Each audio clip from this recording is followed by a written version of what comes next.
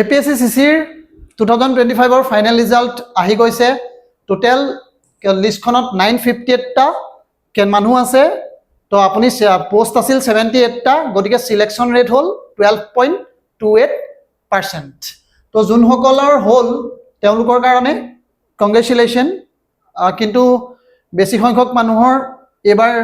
নাইহে হোৱা তো হেতু এটা বেয়া লগা ফেক্টৰ তো বহুত কম সংখ্যক মানুহে মিন্স ক্লিয়াৰ কৰিছে তো যোনসকল বৰ্ডাৰ লাইনত আছিল বেয়া সেইসকলৰ বেললৈ বেছি লাগে যোনে গোটেই বছৰটো কষ্ট কৰিছিল জাস্ট 10-5 মাৰ্ক এটাৰ কাৰণে কিবাকে নহল তো গতিকে অতি বেছি নিজকে নাভাবিব কাৰণ বেয়াকে নাভাবিব মানে নিজকে টৰ্চাৰ নকৰিব কাৰণ পৰীক্ষাটো আপোনাৰ এগেইনষ্টত নাছিলো কাৰণ যেতিয়া আপোনাৰ 78টা post actually it is very difficult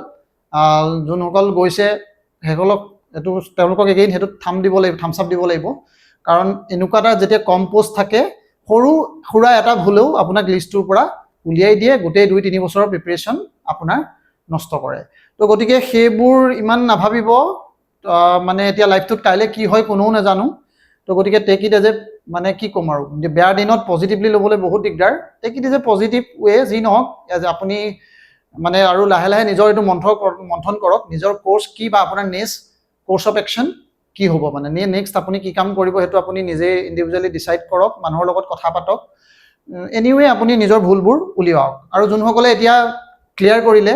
সেইসকলক মই কৈছো আজি আপোনাৰ 5 তাৰিখৰ পৰা কিন্তু আজি আপোনাৰ 30 তাৰিখ হ'ল 25 দিন গ'ল কিন্তু আপুনি পৰীক্ষাটো ৰিজাল্ট বুলি লৈ পেলাই দেখিলে নে কিমান অলমোস্ট 1 মাহত আপোনাৰ ইমান একোটা কৰা নাই তো গতিকে প্লিজ এতিয়া আৰু নৰব তো এতিয়া পুৰা কি কৰক মানে নিজৰ জুই লগাই লৈ পেলাই একদম ফাৰ্স্ট টাইমকে পুৰা প্ৰিপাৰেচন ষ্টাৰ্ট কৰক আৰু সময় নষ্ট কৰিবলৈ সময় নাই তো কথা হ'ল এতিয়া আপোনাৰ মই ডেটা এটা দিব খুজিছো ইয়াত এখন টেবুল এখন তো ডেটাটো কিহৰ যে সিলেক্ট কিমান হৈছে পাৰ পোষ্ট একৰ এগেইনষ্টত তো 958 টাক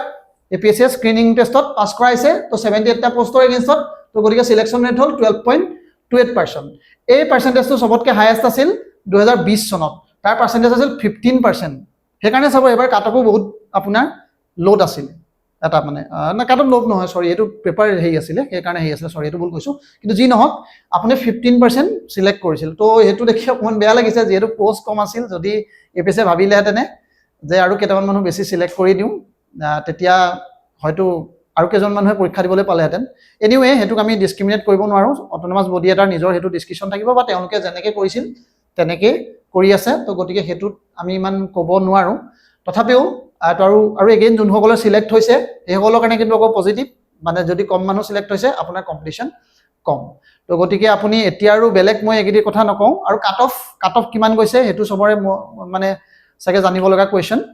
কিন্তু কাট অফ মই 112.5 হোৱা জেনেৰেল ক্যান্ডিডেট এজনৰ হৈছে বুলি কৈছে তো গতিকে এটা বা দুটা ক্যান্ডিডেটত মই ডাটাটো আপুনি ক'ব নোৱাৰি কেতিয়াবা মানুহে ৰংকে ক্যালকুলেট কৰে তো গতিকে অলপ যদি এটা সেট আহে ডাটা সেট আহে মই ডেফিনেটলি এটো কথা মানুহক কম কিন্তু এটা কাট অফটো আৰু জেনেকে যি নহক কিন্তু আপুনি নিজে কি কৰিব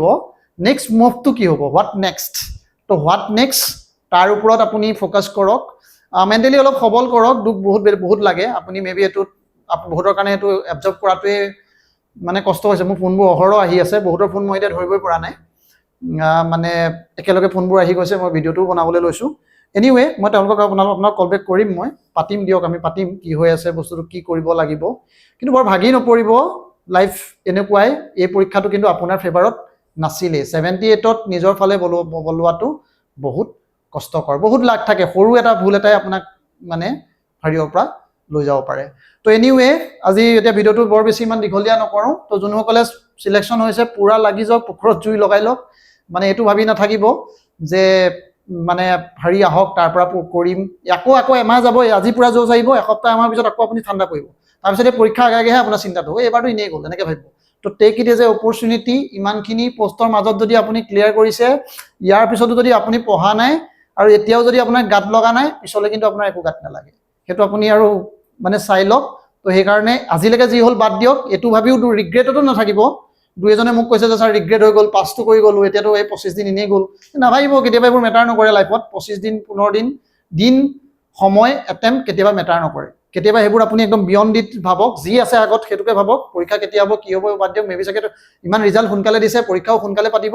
যুদ্ধগতিত প্ৰিপেৰেশ্যন ষ্টাৰ্ট কৰক। আৰু যোনসকলৰ হোৱাও নাই মই তেওঁলোককো এইটো ক'ম, 2 এদিনত মানে লাইফটো ছেট কৰক। এদিন দুদিন মেবি লাগিব নিজকে মানে হেৰি কৰাত, কিন্তু এৰি নিদিব। মানে পৰীক্ষাটো এৰি দিয়া নিদিয়া কথা কোৱা নাই, কিন্তু আপুনি নিজৰ মনটোক এৰি নিদিব। তই যি কৰ ডিচাইড কৰ বুলি, সি কেতিয়াও আপোনাক মানে এনেই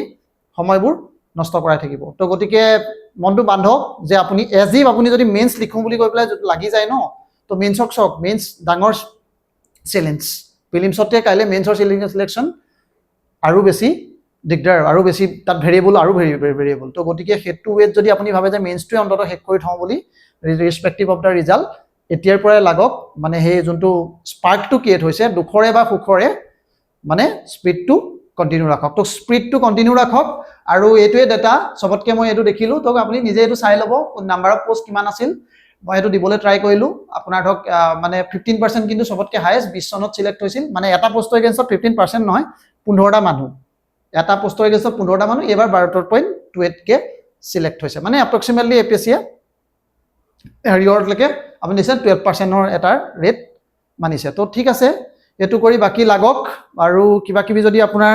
অসুবিধা থাকে, মোৰ নাম্বাৰটো থাকে, নাম্বাৰটোত আপুনি মোক ডিটেইলছ ল'ব। ঠিক আছে, নাম্বাৰটোত ডিটেইলছ ল'ব। আৰু যোনটো আমাৰ এপৰ লিংকটো তলত দিম, এইটো আপুনি ডাউনলোড কৰিব। আজি ফোন নাম্বাৰৰে কৰিব, এপ চেপ বাদ দিয়ক, এইবোৰ অদৰকাৰী কথা।